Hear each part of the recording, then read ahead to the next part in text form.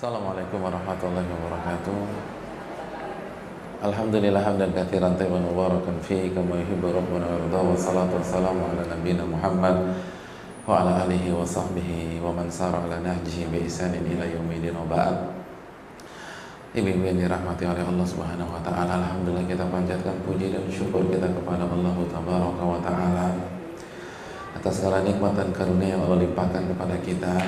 Salawat serta salam semoga senantiasa tercurahkan kepada qudwah kita, uswah hasanah kita, Rasulullah sallallahu alaihi wasallam, beserta para keluarga beliau, para sahabat-sahabat beliau, dan orang-orang yang istiqomah berjalan di bawah naungan sunnah beliau sampai hari kiamat kelak. Ibu-ibu yang dirahmati oleh Allah Subhanahu wa taala, setelah kita memuji dan bersalawat kepada Rasulullah, memuji Allah maksud saya, lalu bersalawat kepada Rasulullah Sallallahu Alaihi Wasallam, saya ingin meminta maaf karena keterlambatan pada pagi hari ini. Murni karena kesalahan saya, bukan telat berangkat ya, tapi salah pilih jalan. Saya tadi dari rumah orang tua di Pondokopi berangkat jam 7 lewat. Maksud hati ingin menghindar jor, karena jor parah banget sekarang. Saya lewat tol dalam kota, keluar MPR, terus lurus terus arteri. Tapi subhanallah dari Cawang ke Menara Saidah ya, itu 1 jam sendiri. Jadi mohon maaf sebesar-besarnya. Kira-kira dimaafin gak nih ibu? Iya ya. Kalau nggak dimaafin mah nggak punya perasaan ibu sekalian. Saya udah capek banget, subhanallah. Iya, itulah cerita singkat dari perjalanan saya, dan saya yakin ibu-ibu datang bukan ingin mendengarkan perjalanan saya, tapi kita ingin belajar ya ibu-ibu ya, dan beribadah kepada Allah. Dan pada kesempatan kali ini mungkin materi adab yang akan kita bahas masih adab kepada Allah, dan ini berkaitan dengan hari raya yang kita rayakan pekan yang lalu. Tapi agar lebih bermanfaat, rasanya kita perlu mengkaji tafsir sebuah ayat-ayat dari Al-Quranul Karim. Oleh karena itu pada kesempatan kali ini kita cari suasana lain ya ibu-ibu ya. Kita akan mengkaji tafsir surat As-Saffat ayat 102, 103. Coba dibuka buku mushafnya, atau yang ada buku tafsir dibuka buku tafsirnya. As-Saffat ayat 102. Ya, terima kasih Bu. Silakan. As-Saffat 100 berapa tadi? 102, 103, 104, 105, 106, 107, 108, 109, 110, 111, dan 112. Ya Allah Pak Ustadz, kita pulang jam berapa tuh Pak Ustadz? Pulangnya asar. Yang mau pulang asar, yang mau duhur aja. Insya Allah kajiannya selesai duhur kok. Kita tidak akan bahas ayat demi ayat secara panjang lebar, tidak. Tapi kita akan membahas beberapa mutiara hikmah di balik ayat-ayat ini. Cek. Iya.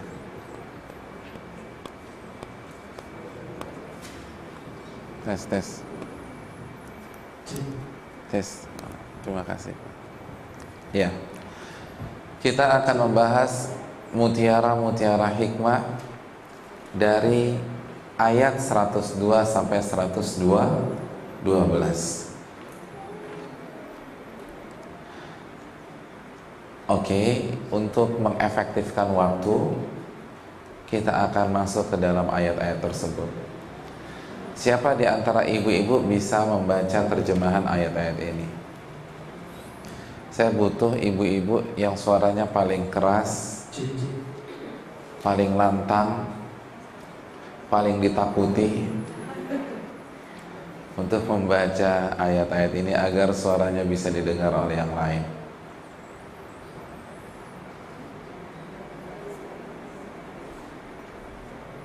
Ketemu nggak Bu Ibu? As-Saffat itu surat keberapa Bu? Waduh, Masya Allah. Teman Ibu lebih pintar dari saya. Kita tanya jamaah aja lah. Masya Allah. Artinya, maka ketika anak itu sampai pada umur sanggup berusaha bersamanya, Ibrahim berkata, "Wahai anakku, sesungguhnya aku bermimpi bahwa aku menyembelihmu. Maka pikirkanlah bagaimana pendapatmu." Dia Ismail menjawab, "Wahai ayahku, lakukanlah apa yang diperintahkan Allah kepadamu. Insya Allah engkau akan mendapatiku termasuk orang yang sabar."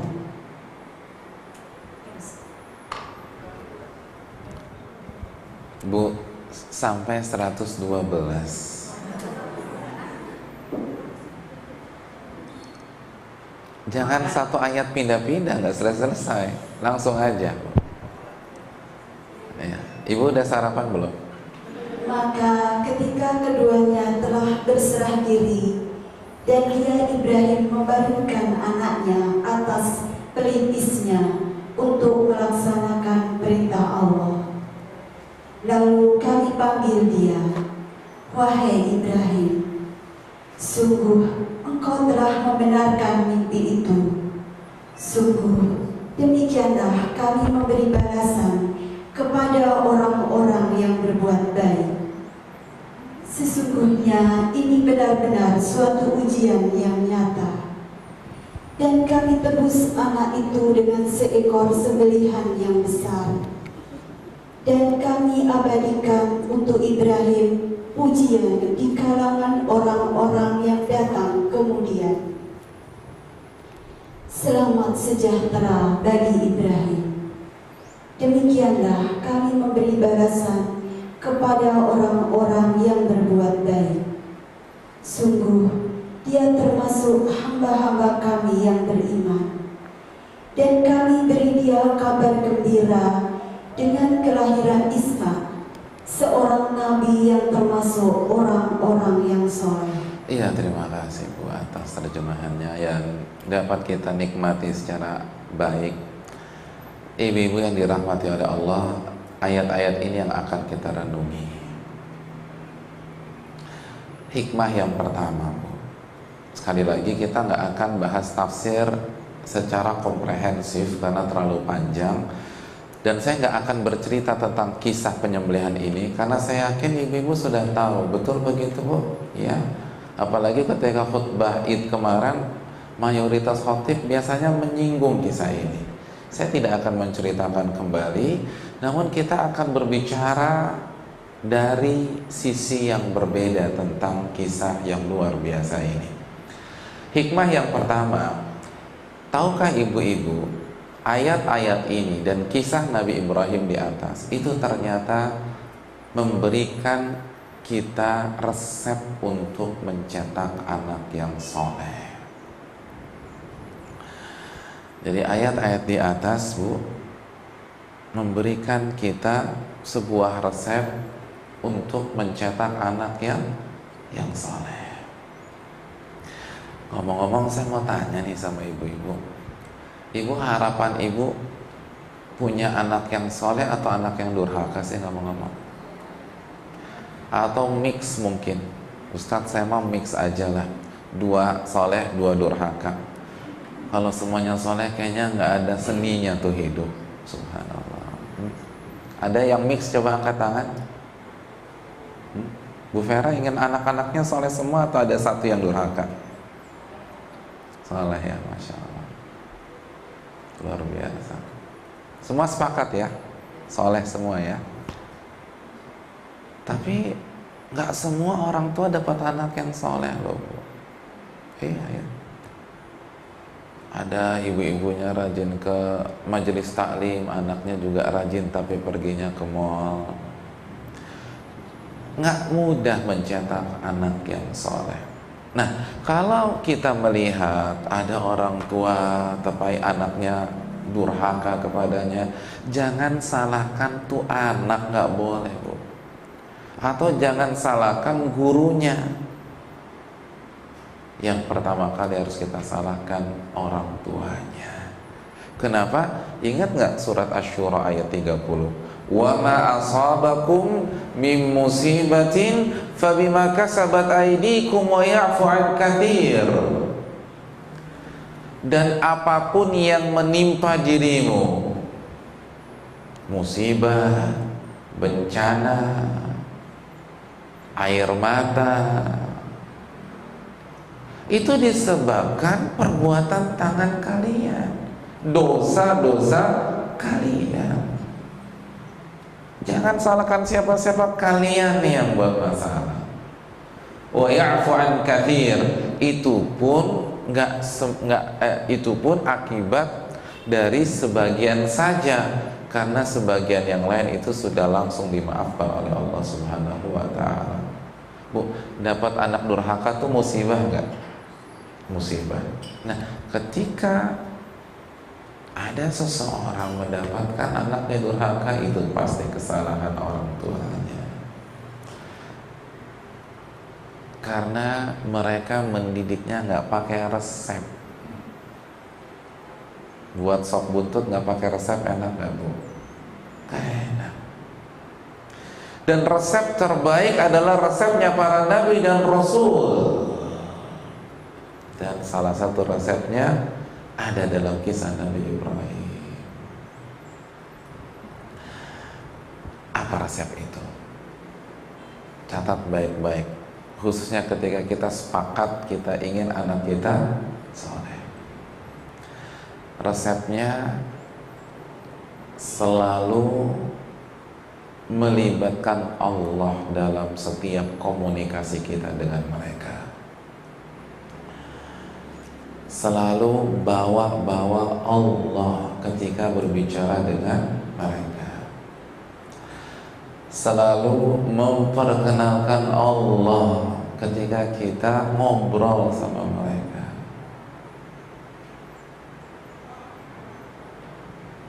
Apa resepnya, ibu-ibu? Selalu apa? Melibatkan Allah, membawa-bawa Allah, memperkenalkan Allah ketika kita berbicara, berinteraksi, dan berkomunikasi dengan mereka. Ya Allah, ini penting loh. Dan ibu harus tahu, karena yang jadi masalah, jadi ibu itu ada fakultasnya nggak? Siapa yang fakultas keibuan di sini? Nggak ada. Jadi dokter ada sekolahnya, jadi insinyur ada sekolahnya, jadi guru ada sekolahnya. Padahal sehari kita jadi guru paling 5 jam atau 7 jam, tapi jadi ibu 7 kali 24 jam nggak ada sekolahnya. Nggak ada kan? Fakultas keistrian ada? Nggak ada. Fakultas keibuan? Nggak ada. Fakultas kenenek-nenekan? Nggak ada. Makanya banyak nenek-nenek nggak pinter didik cucunya. Semua keinginan cucunya dikasih sama dia, kan gitu ya. Karena nggak ada pendidikannya jadi seorang nenek. Apalagi perempuan nggak mau jadi nenek, gimana mau belajar ke sekolah ke nenek-nenekan. Oleh karena itu kita harus sadar, jadi ibu bukan hanya modal nekat, bukan hanya modal hamil.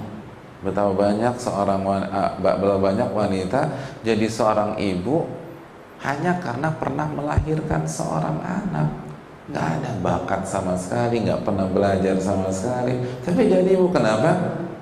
Karena tahun lalu dia melahirkan seorang anak secara normal, tapi ngerti? Enggak. Tahu resepnya? Boro-boro.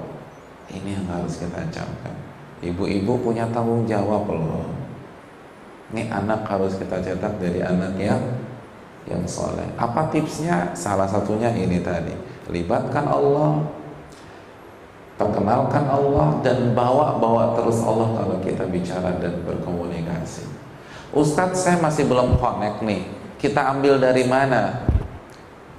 Dari ucapan Nabi Ibrahim. Apa kata beliau? Inni ara fil manami anni azbahuka fanzur madza tara. Allah mengatakan, Ibrahim berkata kepada Ismail, wahai anakku, sesungguhnya aku bermimpi aku menyembelih dirimu. Bagaimana menurutmu? Bu, mimpinya para nabi artinya apa? Mimpinya para nabi wahyu. Jadi dalam versi lain Nabi Ibrahim berkata kepada anaknya, wahai anakku, Allah wahyukan dan Allah perintahkan kepada diriku untuk menyembelihmu. Jadi Nabi Ibrahim melibatkan Allah ketika menjelaskan rencananya, bahwa saya akan menyembelihmu, tapi ini perintah Allah loh. Jadi Nabi Ibrahim tidak bawa-bawa dirinya sebagai seorang ayah, tapi melibatkan Allah Subhanahu wa ta'ala. Makanya responnya Nabi Ismail apa dalam ayat ke-102 tadi? Ya abati f'al ma tu'mar. Wahai ayahku, lakukan apa yang Allah perintahkan kepada dirimu. Lihat, Nabi Ismail tidak mengatakan terserah papa aja deh. Enggak. Karena Nabi Ismail tahu ini bukan keinginan papanya, ini bukan rencana papanya, tapi ini rencana siapa? Allah. Makanya responnya pun juga kembali kepada Allah. Wahai ayahku, lakukan apa yang Allah perintahkan. Hadirin, ini yang hilang di tengah-tengah kita. Kita nih lupa memperkenalkan Allah kalau bicara sama anak kita. Padahal ini resep para nabi dan rasul. Ini juga resep Nabi Muhammad SAW dalam mendidik anak kecil. Ingat tidak ketika Nabi kita sedang berbicara dengan adik sepupunya yang jarak usianya sangat jauh, Ibnu Abbas. Nabi sudah menjadi rasul, sepupunya ini masih kecil. Apa kata Nabi kepada Ibnu Abbas? Dalam hadis Tirmidzi, Nabi SAW bersabda, ihfadillaha yahfadka. Jagalah hak Allah, nak, maka Allah akan jaga dirimu. Sekarang orang tua ngomong gitu nggak sama anak-anaknya? Enggak. Ketika anaknya mau studi ke luar negeri atau ingin pergi ke Jakarta, apa kata orang tua zaman sekarang? Nah, jaga nama baik keluarga ya. Tuh, nama baik keluarga yang dibawa-bawa. Salah, ini keliru. Harusnya jaga hak Allah, jaga agama Allah. Nah, ini malah bawa nama baik keluarga. Ketika anak sekolah, kita dipanggil sama guru BPBK-nya, kan gitu ya. Ternyata anak kita suka bolos. Ini udah hari ke-31 dia bolos. Masya Allah. Setelah kita bicara dengan wali kelasnya, kita ketemu sama anak kita. Biasanya orang tua bilang apa? Kamu ini bikin malu orang tua aja. Muka mama mau taruh di mana? Ya di sana, mama saya didengkul, kan gitu. Jadi yang kita usung itu nama baik kita. Ya nggak bisa. Anak kita kan ciptaan Allah. Harusnya kita hubungkan anak kita dengan penciptanya. Nabi nggak pernah bilang kepada Ibnu Abbas jaga nama baik keluarga. Enggak. Padahal mereka satu keluarga. Atau Nabi mengatakan Ibnu Abbas jaga nama baik kakek kita ya, Abdul Muttalib. Enggak. Kan sama-sama cucu Abdul Muttalib. Nabi nggak mengatakan Ibnu Abbas jaga nama baik Quraisy ya, kita kan sama-sama keluarga besar Quraisy. Enggak. Ihfadillah, jaga hak Allah. Seperti Nabi Ibrahim, Allah perintahkan aku, nah. Ya Allah. sebagian ibu-ibu ketika ingin sekali melihat anak gadisnya yang sudah balik itu pakai jilbab. Biasanya ibu-ibu zaman sekarang ngomongnya apa? Kakak tuh kalau pakai jilbab cantik deh. Tuh, cantik lagi. Emangnya Allah pernah bilang jilbab itu sama dengan cantik? Nggak pernah Allah kaitkan jilbab dengan cantik. Artinya memang benar akan terlihat anggun, tapi Allah tidak pernah menyatakan alasannya tuh biar cantik. Pakai jilbab itu perintah Allah. Akhirnya habis ngomong sama mamanya, anak kita masuk kamar pakai jilbab, ngaca, dia lihat, aku nggak cantik kok kalau pakai jilbab. Enggak mah, aku nggak cantik mah. Akhirnya dia nggak pakai jilbab. Ya Allah, ini salah. Nggak pernah Allah bilang begitu dalam surat Al-Ahzab. Pernah bilang begitu? Enggak. Pernah Allah bilang begitu dalam surat An-Nur? Enggak. Harusnya kita katakan, nah, Allah tuh sudah membuat kamu tuh cantik banget. Mama bangga punya anak secantik kamu. Nah, Allah yang memberikan kamu kecantikan itu memerintahkan kamu pakai jilbab loh. Ya Allah, Allah yang telah memberikan kamu hidung yang mancung, dagu yang berbelah, subhanallah, itu memerintahkan kamu menutup aurat kalau keluar rumah. Itu harusnya, bukan dikaitkan dengan kecantikan. Salah.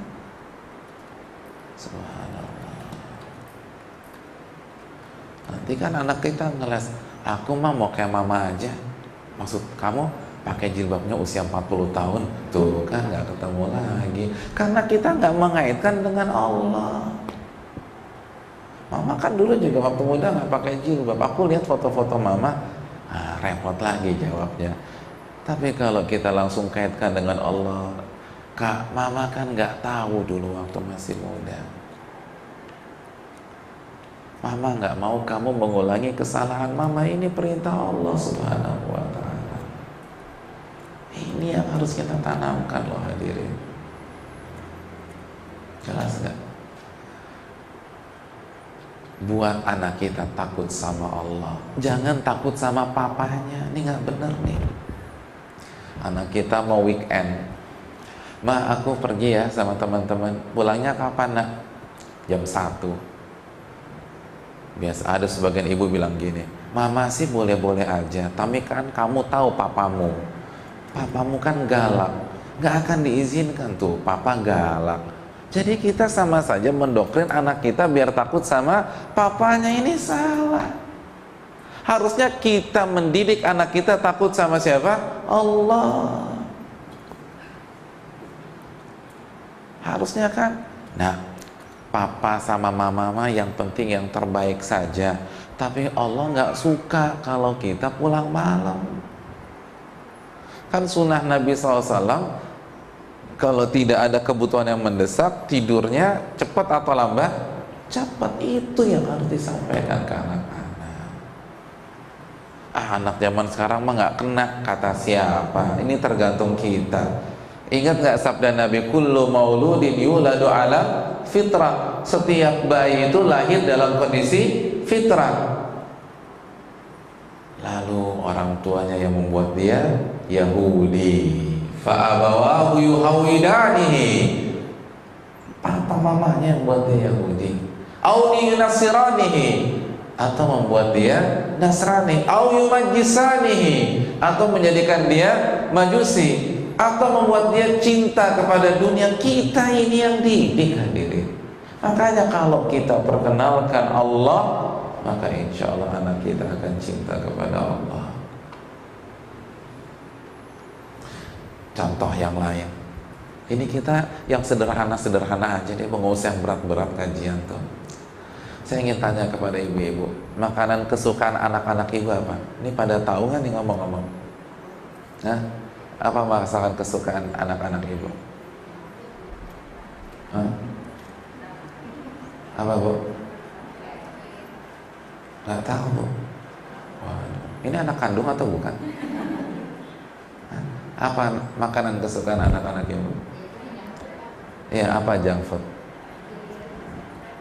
Junk food kan banyak. AW ya. Ini sebut nama merek nggak masalah di sini, nggak masalah. Ya, nanti diedit lah. Ya, misalnya anak kita suka awe, kita suka beliin awe nggak buat anak kita, atau makanan kesukaannya pas lagi jalan gitu, suka ya. Kita belikan makanan kesukaan anak kita, mungkin kesukaan anak kita awe, atau makanan tradisional semur jengkol, ada yang suka anak-anaknya? Nggak ada ya, subhanallah ya. Atau gurame bakar gitu ya. Terus pas kita belikan makanan kesukaan anak kita itu, kita lagi jalan ke mall ngelihat outletnya, ini kesukaan anak saya nih, kita beli. Pulang ke rumah kita sajikan, biasanya kita ngomong apa? Apa yang kita katakan kepada anak kita? Kok bingung sih? Ibu-ibu kan nggak ditanya tentang ayat, ini pengalaman aja. Kok nggak, kayaknya bingung banget. Apa? Ngomong apa? Apa? Nah, ini mama belikan kesukaan kamu. Ma, ini ada. Nah, kak, sini pada ke meja makan semua, ini mama belikan KFC atau awe buat kalian. Ini kurang tepat loh hadirin.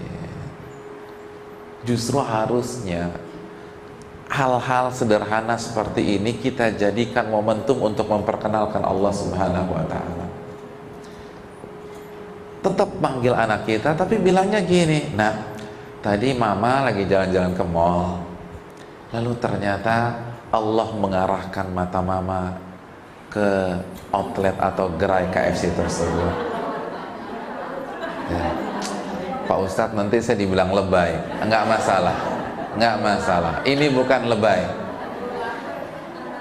Ya, ini mau anak kita cinta sama Allah enggak? Begini caranya.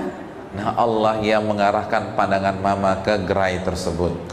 Lalu Allah yang ketuk hati mama sehingga mama tergerak untuk membelikan makanan itu kepada kamu.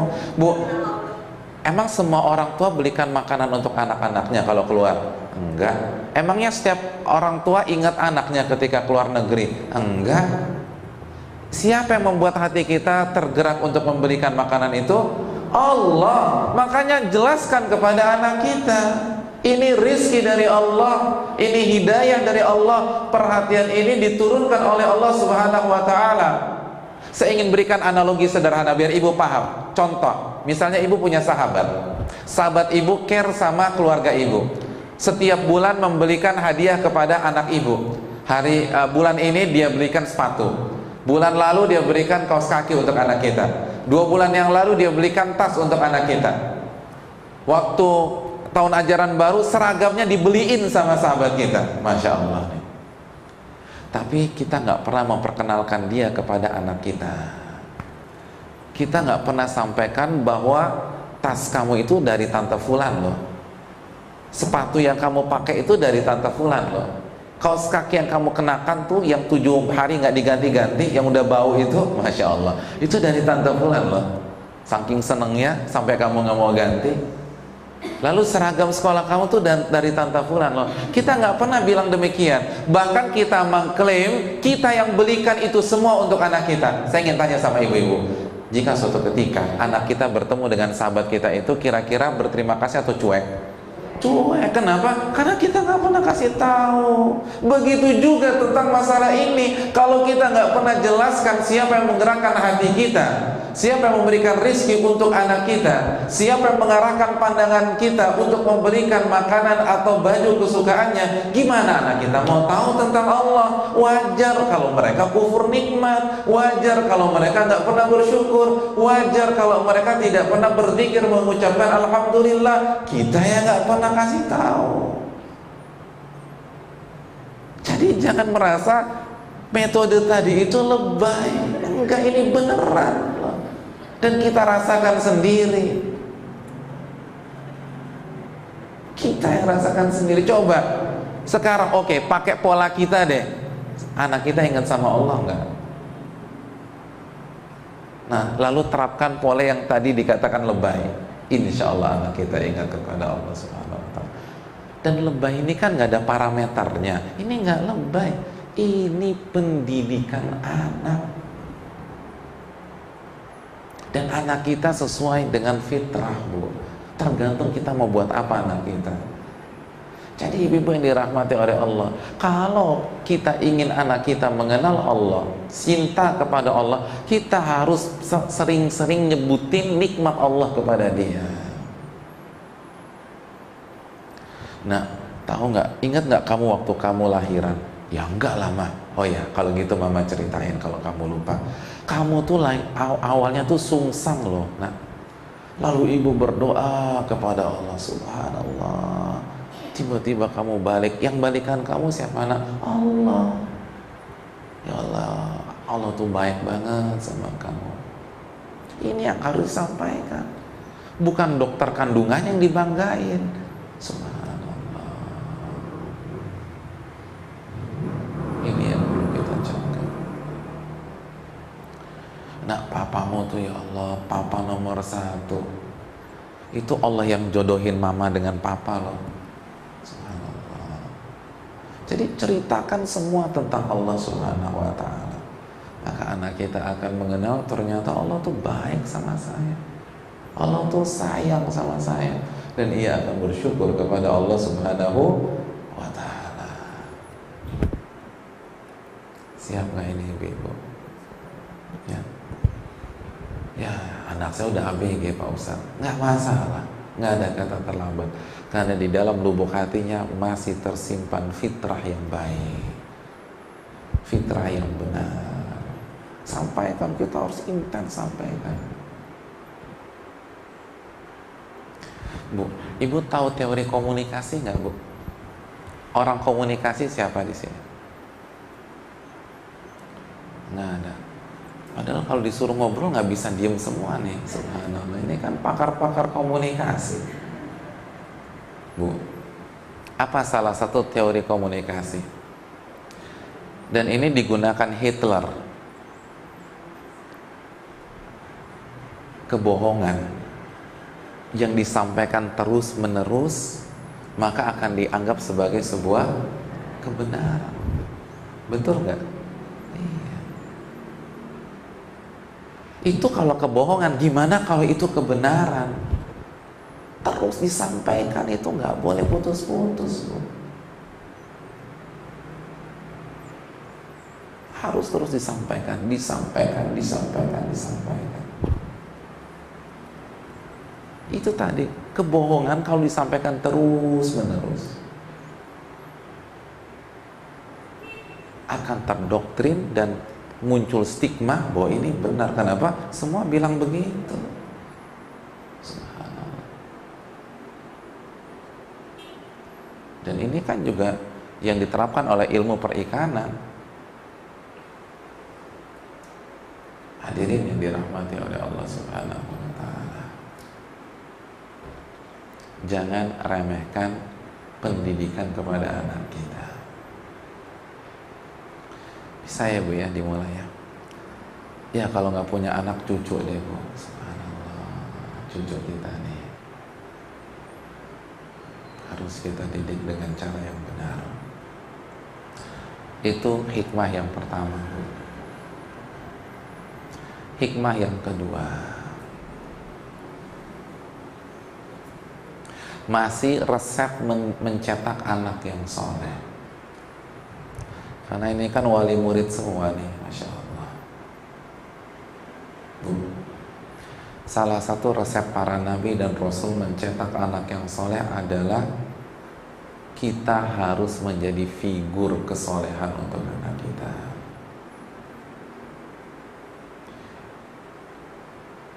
Kita harus menjadi sosok yang inspiratif di kedua bola matanya.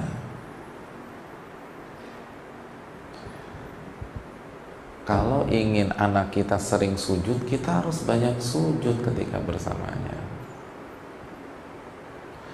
Kalau kita ingin pas anak kita main futsal atau jalan ke mall, nggak lupa sholat, saat kita keluar rumah, pergi ke mall sama anak kita, begitu masuk sholat, nah kita break dulu, kita cari musola. Begitu. Nah, saya ingin tanya, Apa salah satu rahasia Ismail bisa sesoleh ini? Simpel. Dia punya ayah sekaliber Nabi Ibrahim, ibunya Hajar. Ya Allah. Makanya coba lihat ayat ke-103. Allah mengatakan falamma aslama wa tallahu lil jabin. Ketika kedua orang ini, ayah dan anak ini, semuanya tunduk dan menyerahkan diri kepada Allah. Padahal yang mau dikorbankan siapa? Nabi Ismail. Tapi Allah tidak hanya mengatakan Ismail tunduk, Allah katakan dua-duanya tunduk, ayah dan anaknya tunduk. Ini menjelaskan secara tersirat salah satu yang menegarkan Ismail sehingga siap mengorbankan dirinya, dia melihat ketundukan ayahnya. Coba kalau Nabi Ibrahim pelimpan, kira-kira Ismail bisa tegar nggak? Enggak. Ya, papa aja bingung, apalagi saya mau kabur aja deh. Subhanallah. Bu, perintahnya ini itu disembelih loh, Bu. Kata Nabi Ismail, ya abati fa'al ma tu'mar. Wahai ayahku, lakukan apa yang Allah perintahkan kepada engkau. Coba, sama nggak dengan anak-anak zaman sekarang? Anak-anak zaman sekarang, uang jajannya dikurangin, kabur dari rumah. Pacarannya nggak direstui, minggat dari rumah. Ya Allah, mentalnya tempe banget. Ini mau disembelih, lakukan apa yang Allah perintahkan kepada engkau. Kenapa? Salah satu resepnya itu loh. Di samping Nabi Ibrahim intens memperkenalkan Allah, yang kedua figur. Jadi ibu-ibu ngaji, datang ke majelis taklim seperti ini, itu harus diamalkan. Jadi ngajinya harus rajin, dan bukan hanya rajin ngaji aja, diamalkan. Kenapa? Karena di belakang ibu ada anak-anak yang akan mencontoh ibu. Dan jangan remehkan kemampuan mencontoh anak kita. Kita tahu dalam dunia psikologi, anak-anak itu pencontoh nomor wahid, peniru nomor 1. Gerak-gerik kita akan ditiru oleh dia. Ini kesempatan, Bu, untuk mendidik anak walaupun ibu nggak hafal ayat Quran, untuk mendidik anak walaupun ibu tidak hafal hadits Nabi SAW. Caranya gimana? Bumikan ayat itu dan hadis itu di dalam rumah ibu dan perlihatkan kepada anak-anak, maka anak-anak akan mengikuti ibu-ibunya. Kalau ingin anak-anak semangat baca Quran, kita harus mulai baca Quran depan mereka, ajak mereka. Biarkan mereka melihat secara natural bagaimana ibunya membaca Al-Quranul Karim. Kalau kita berharap anak kita jujur, perlihatkan kejujuran di hadapan mereka. Ketika ada tamu, kita malas ketemu, nah, kamu bilang ke dia, ibu lagi keluar deh. Akhirnya dia keluar, tante, kata mama tadi mama lagi keluar. Subhanallah. Kita yang mengajarkan kebohongan kepada dia. Ya Allah. Kalau ingin mengajarkan ketenangan sama anak kita, jangan perlihatkan amukan kita kepada suami di depan anak-anak. Biarin, Pak, biar anak-anak tahu siapa yang benar di antara kita. Ya ibu, katanya mau didik anak, kok ngamuk depan anak-anak? Hadirin, banyak orang nggak peduli tentang dirinya. Bu, nanti ibu masuk neraka. Biarinlah Pak Ustadz, diri saya ini. Ada loh yang begitu. Ada orang nanya, Ustadz, saya boleh bercerai nggak sama suami saya? Bu, nggak boleh, Bu, nanti ibu masuk neraka. Nggak ada masalah deh, yang penting saya bisa cerai. Ada loh yang nanya begitu.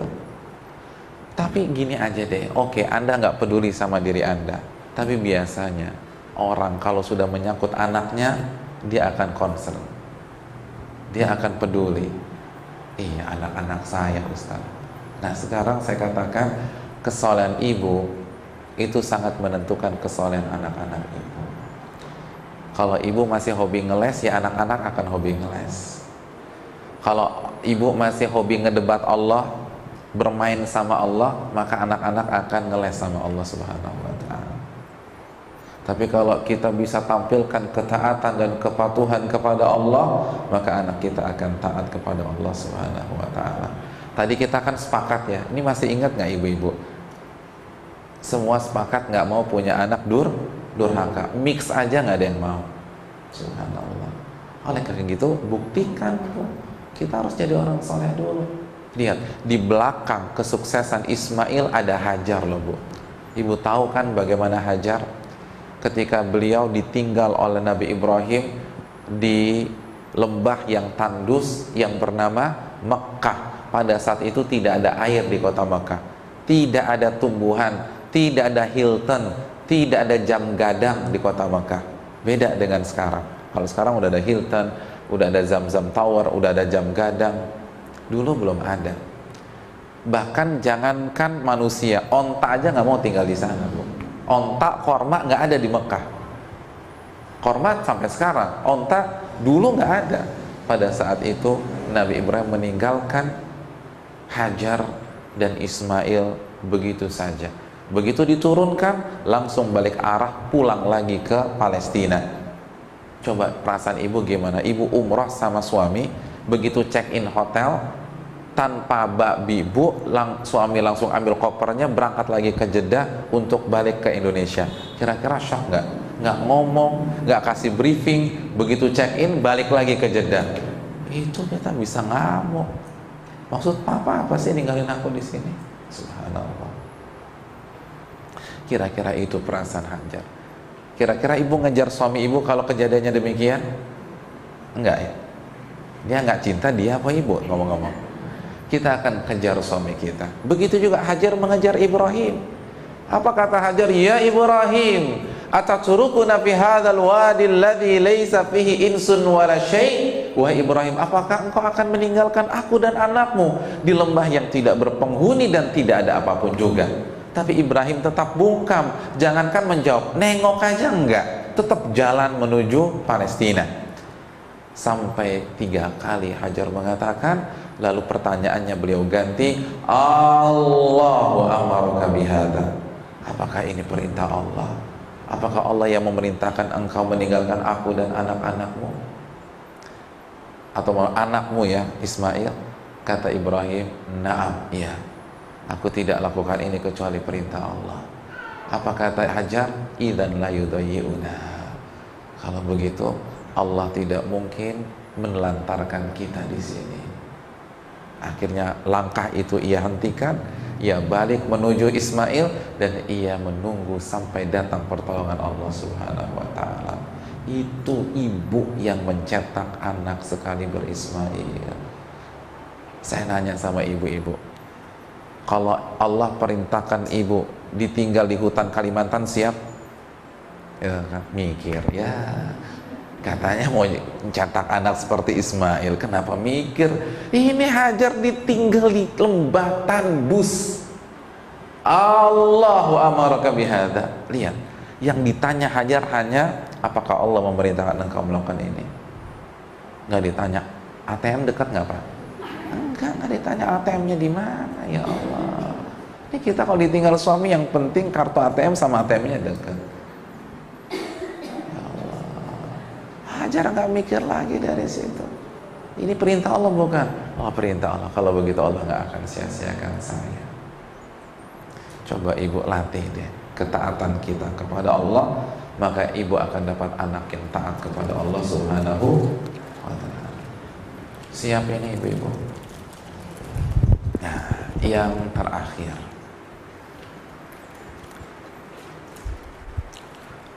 ayat-ayat ini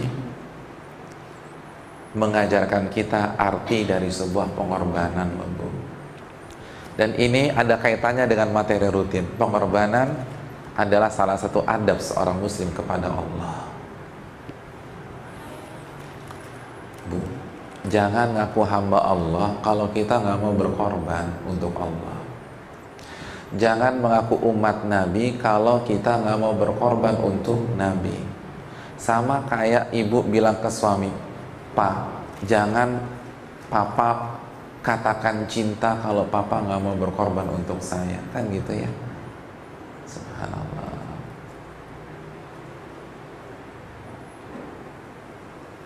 Ada suami ngakunya cinta mati, ya Allah, tapi dia lebih sayang mobilnya daripada kita. Kita pakai mobil suami tabrakan, kita bilang, "Pak, aku tabrakan." Kaget suami kita. Terus mobilnya nggak apa-apa kan? Mobilnya nggak apa-apa. Ya Allah, dia lebih sayang mobilnya daripada kita. Kita kan sedih. Ya Allah, kenapa dia lebih sayang? Kayaknya dia nggak punya keinginan untuk berkorban untuk kita. Kita akan ragu-ragu, bener nggak nih sayang sama saya? Begitu juga kalau ibu ngaku hamba Allah, ngaku umat Nabi, ibu harus siap berkorban untuk Allah dan Rasulnya. Kira-kira siap berkorban nggak? Siap. Apa yang ibu mau korbankan? Suami saya aja lah Pak Ustaz. Suami saya, ya Allah, tega. Apa saja demi Allah dan Rasulnya. Bu, kita sepakat kisah ini mengajarkan kita pengorbanan, betul begitu? Ketika Nabi Ibrahim diperintahkan untuk mengorbankan siapa? Ismail. Nah, tapi yang saya ingin sampaikan sekarang adalah sebuah fakta menarik tentang pengorbanan. Saya ingin tanya sama ibu-ibu. Ibu kalau disuruh milih, lebih milih hidup yang mana? Hidup yang lempeng-lempeng aja semua lancar begitu? Atau yang hidup jatuh bangun penuh pengorbanan? Hah? Milih yang mana nih?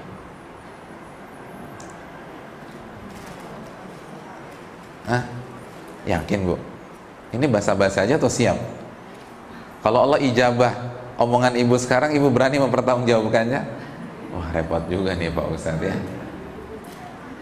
Mayoritas orang akan menjawab, iya hidup yang santai gitu loh Pak Ustadz, yang kita bisa duduk manis di kursi goyang nunggu matahari terbenam padahal itu masih jam 7 pagi, kan begitu. Saking santainya nggak ada kerjaan lagi setelah jam 7 pagi. Tapi itu keliru Bu. Ibu harus camkan, ayat-ayat ini mengajarkan kepada kita bahwa pengorbanan adalah kesuksesan, pengorbanan adalah kebahagiaan, pengorbanan adalah kepuasan, pengorbanan adalah ketenangan. Oleh karena itu, orang yang mengatakan pengorbanan adalah kesengsaraan, pengorbanan adalah ketragisan, pengorbanan adalah kehancuran, ini keliru dan bertentangan dengan firman-firman Allah Subhanahu wa ta'ala. Karena Allah dan Rasulnya menjelaskan bahwa pengorbanan adalah kebahagiaan dan kesuksesan. Dan kisah ini menjelaskan kepada kita ketika Nabi Ibrahim telah membuktikan bahwa beliau siap mengorbankan apa saja yang beliau miliki. Buka ayat ke-108 dan 109, coba kita baca lagi. Wa tarakna alaihi fil akhirin salamun ala Ibrahim. Coba diulang.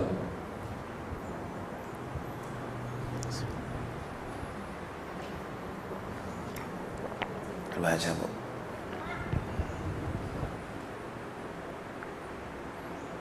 Dan kami abadikan untuk Ibrahim pujian di kalangan orang-orang yang datang kemudian. Iya, generasi berikutnya, lalu generasi berikutnya sampai hari kiamat kelak, kisah ini akan terus membuat umat manusia mengenang Nabi Ibrahim alaihissalam, dipuji oleh manusia, dielu-elukan oleh manusia. Dan ibu-ibu perlu ketahui, kisah ini disepakati oleh 3 agama, Islam, Yahudi dan Nasrani. Yang jadi perdebatan siapa yang jadi anaknya. Mereka mengklaim Ishak dan yang benar adalah Ismail. Tapi kisah pengorbanan Nabi Ibrahim ini diakui oleh seluruh agama samawi.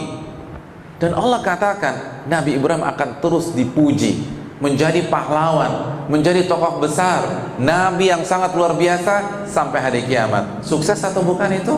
Sukses. Lalu ayat yang berikutnya, salamun ala Ibrahim, Dibaca, Bu. Selamat sejahtera bagi Ibrahim. Ya Allah, keselamatan, kebahagiaan dan kesejahteraan kepada Ibrahim. Ini menunjukkan pengorbanan adalah kebahagiaan, kesejahteraan, kesuksesan. Jadi salah total orang yang nggak mau berkorban atau komplain kalau disuruh berkorban terus. Ustadz, suami saya tuh egois, masa saya terus yang ngalah Pak Ustadz? Bu, berkorbanlah untuk sementara waktu, ibu akan bahagia. Enak aja, masa gue doang yang kerja, lo pada nggak kerja kan gitu. Kalau kita suka kerja tim, berkorbanlah, Anda akan bahagia.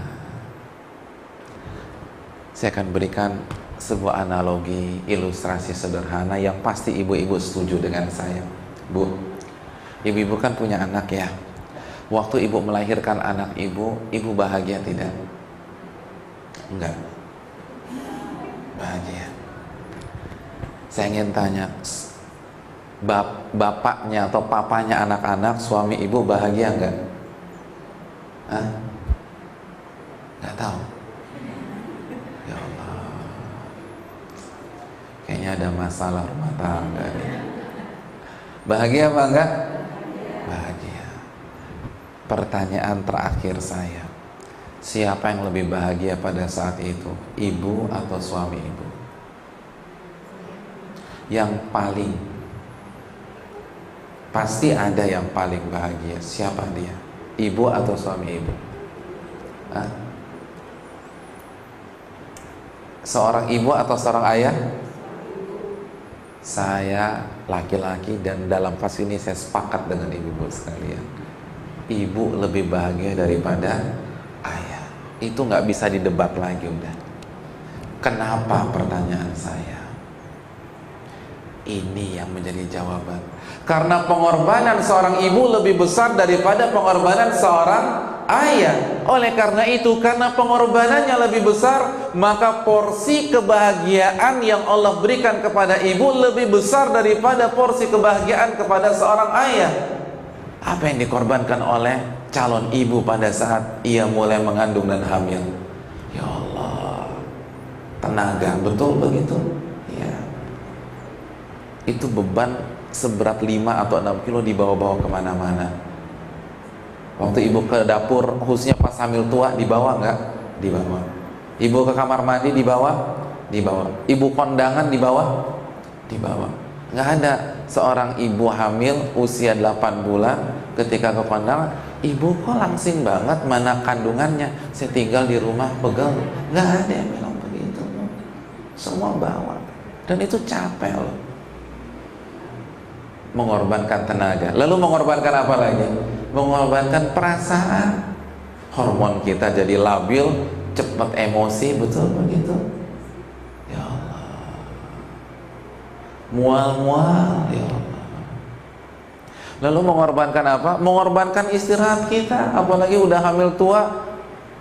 Balik kanan salah, balik kiri salah, roll ke depan salah, roll ke belakang lebih salah lagi. Ya Allah, gak ada yang benar.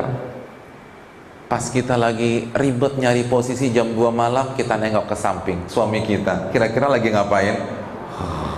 Waduh, subhanallah, nikmat banget tidurnya. Pengorbanan mana yang lebih besar?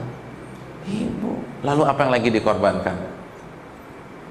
Tubuhnya, bodinya. Ya Allah, sebelum hamil kayak gitar Spanyol, setelah hamil, ya Allah, program diet berhenti, ya enggak? Berhenti.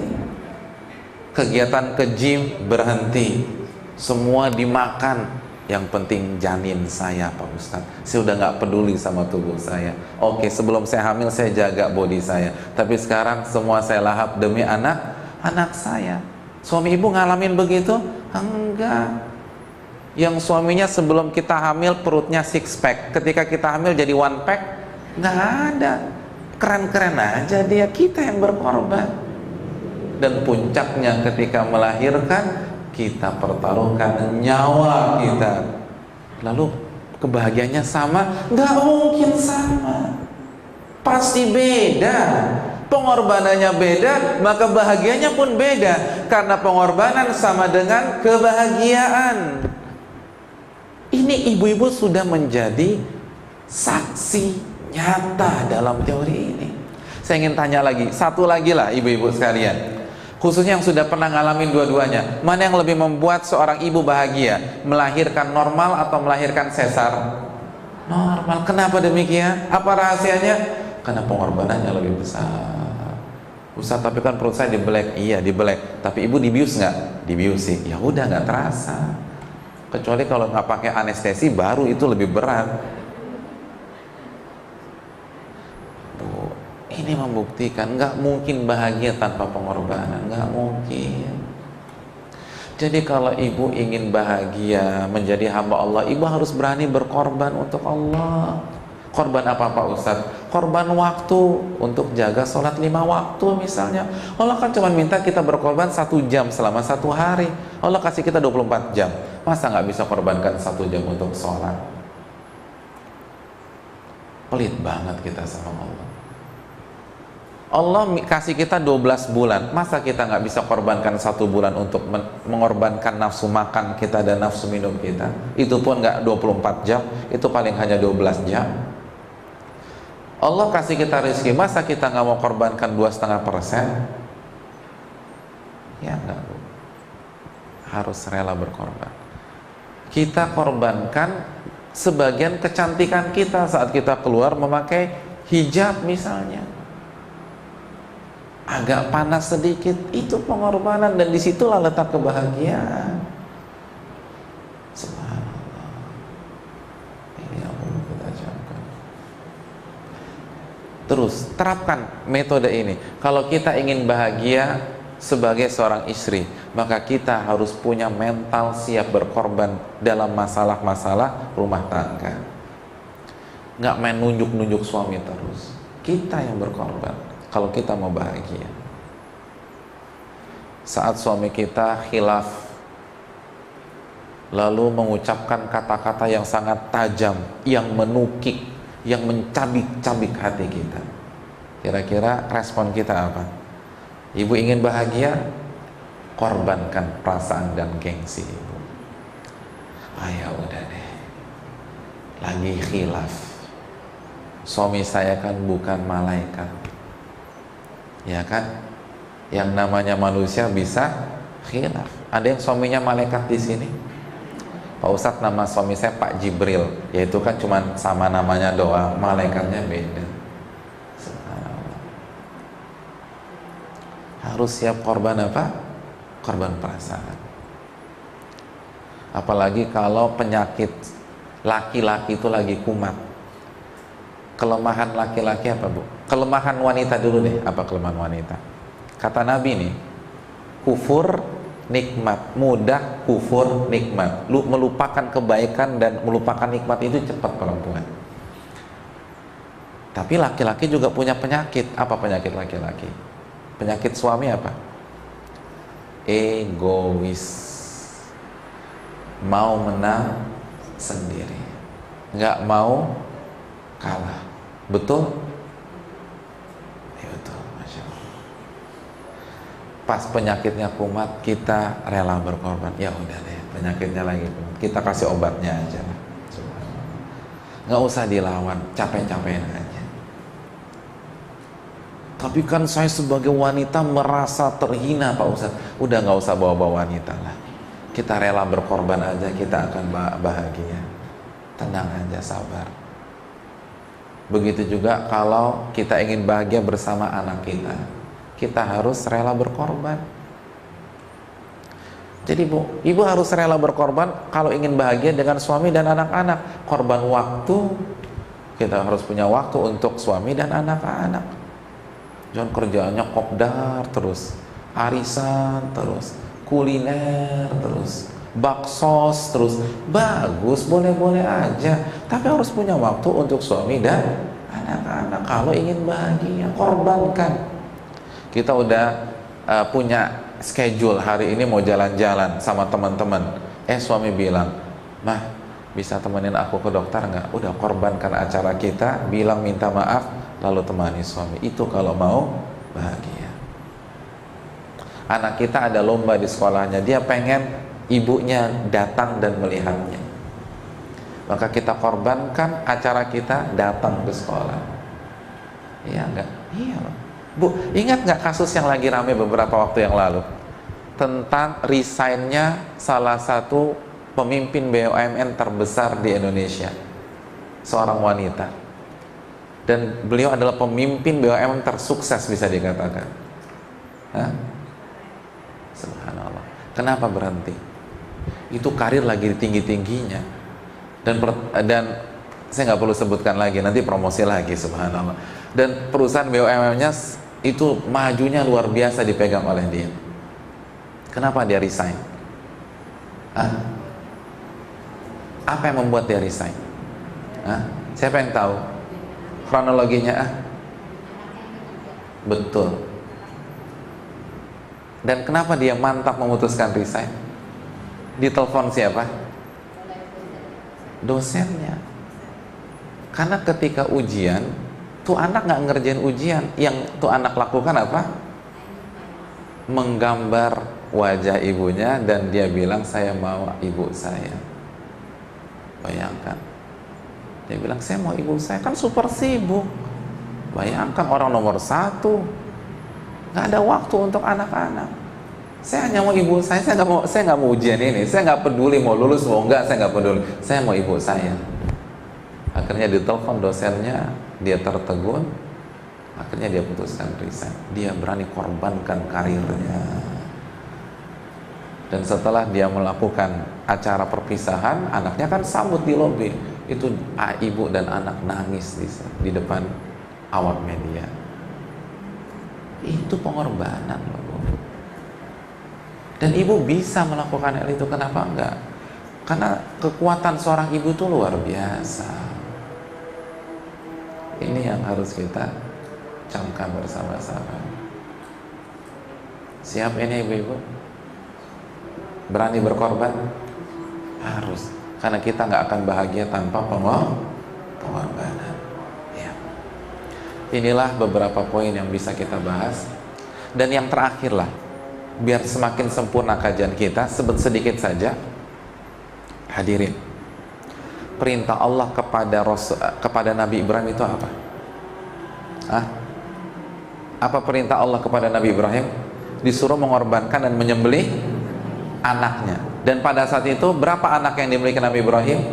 1. Jadi perintahnya mengorbankan satu-satunya anak yang beliau miliki. Kalau ibu pakai matematika ibu, kita punya 1 orang anak, dikorbankan, hasilnya berapa? 0, hasilnya habis. Tapi dalam kasus ini 1 anak dikorbankan, hasilnya berapa? 2. Karena yang pertama Ismail selamat, wa fadainahu bidzibhin azim. Kami ganti Ismail dengan kambing yang gemuk.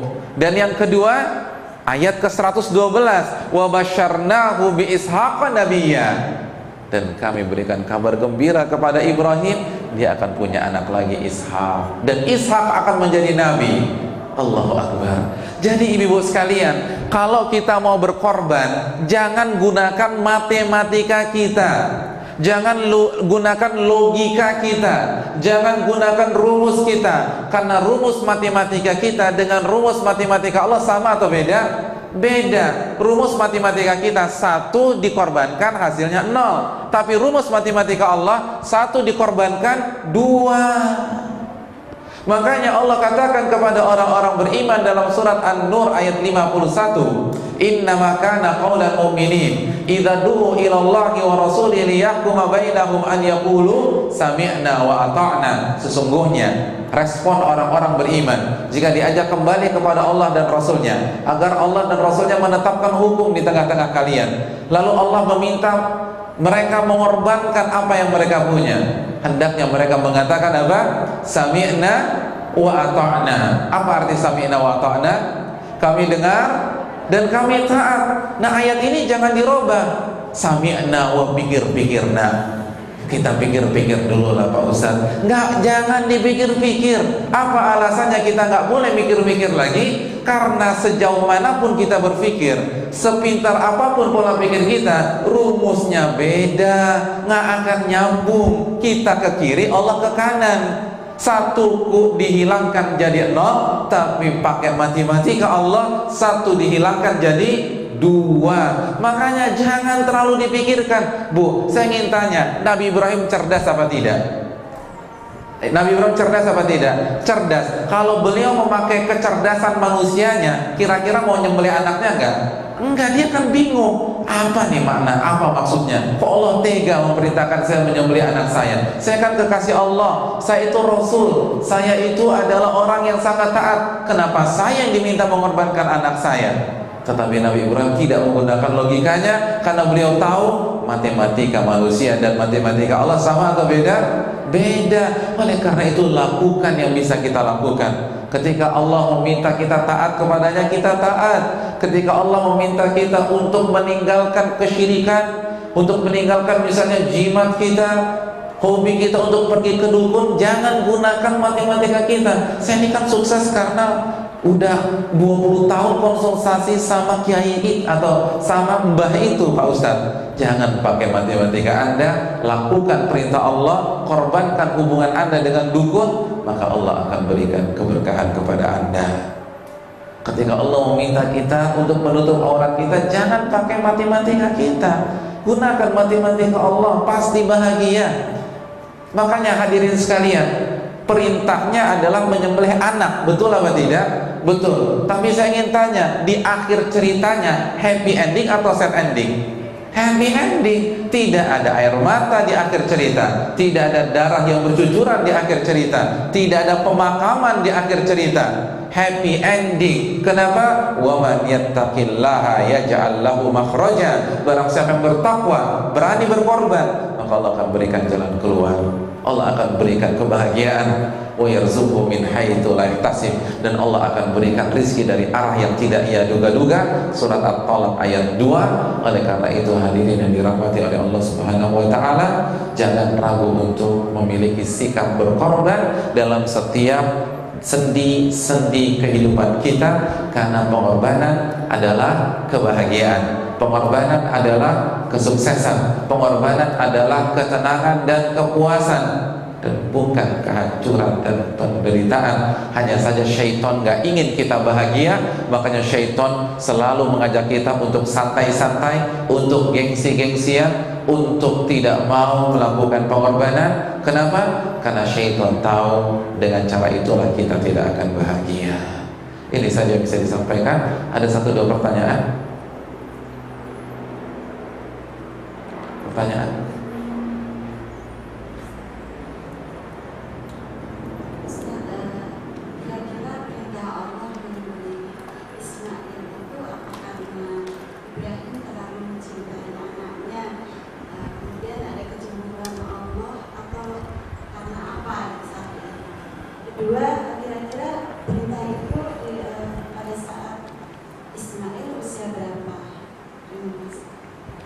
Ya, terima kasih jazakallahu khair atas pertanyaan.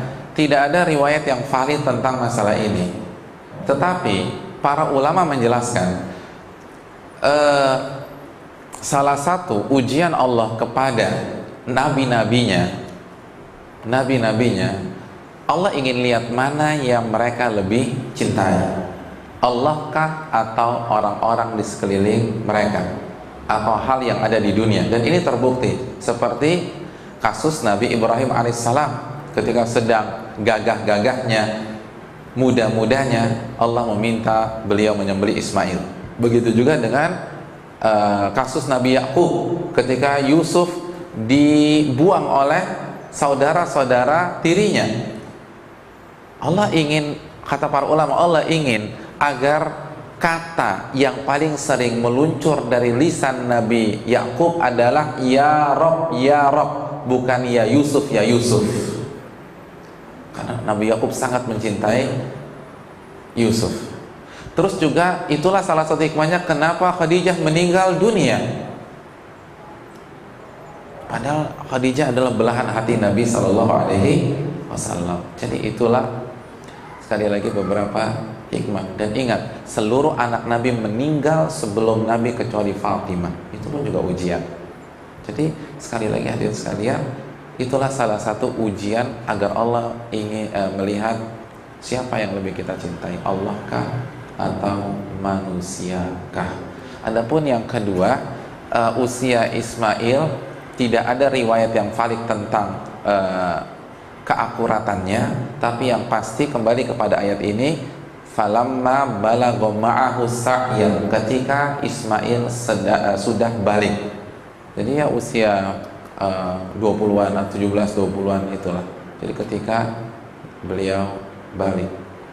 Balik di sini bukan hanya balik, tapi sudah dewasa, sudah mulai matang, sudah menjadi pemuda yang diharapkan, yang penuh dengan ekspektasi dari orang tuanya. Disitulah range umur tersebutlah yang Allah minta. Nah, ada pertanyaan lain? Ada pertanyaan?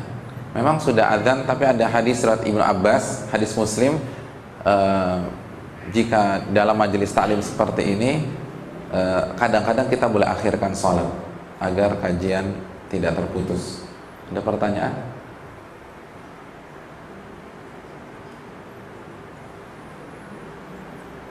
Tidak ada? Nggak ada? Ya. Jadi kesimpulannya simple aja. Ada 3 mutiara hikmah yang kita bisa jadikan oleh-oleh pada siang hari ini, dan saya ingin ibu-ibu terapkan. Nggak usah banyak-banyak, tapi kalau 3 hal ini bisa ibu terapkan, maka akan ada perubahan yang besar di dalam keluarga ibu-ibu sekalian. Yang pertama tentu saja tentang masalah pendidikan anak. Mulai dari sekarang, libatkan Allah, selalu bawa-bawa nama Allah, lalu perkenalkan Allah, dan sampaikan bahwa Allah telah memberikan nikmat kepada anak-anak kita. Dan kalau berbicara tentang perintah dan larangan, katakan itu perintah Allah. Jangan kasih alasan-alasan yang lain. Karena hati seorang hamba itu di antara 2 jemari Allah dan akan sangat connect dengan penciptanya. Lalu yang kedua, jadilah suri tauladan sebagaimana Nabi Ibrahim dan Hajar menjadi suri tauladan bagi Ismail. Dan yang ketiga, pengorbanan adalah kebahagiaan, pengorbanan adalah kesuksesan, pengorbanan adalah kepuasan. Orang yang tidak mau berkorban, dia tidak akan mendapatkan kebahagiaan, tidak akan mendapatkan kesuksesan, dan tidak akan mendapatkan ketenangan. Ini saja bisa disampaikan, semoga bermanfaat khususnya bagi yang berbicara sebelum yang mendengarkan. Dan semoga Allah memberikan kita ilmu yang bermanfaat dan memberikan kita taufik agar kita bisa mengamalkan ilmu yang kita dapatkan. Wassallallahu wasallam ala nabiyina Muhammad wa ala alihi washabihi ajma'in. Subhanakallahumma wa bihamdika asyhadu an la ilaha illa anta astaghfiruka wa atubu ilaik. Assalamualaikum.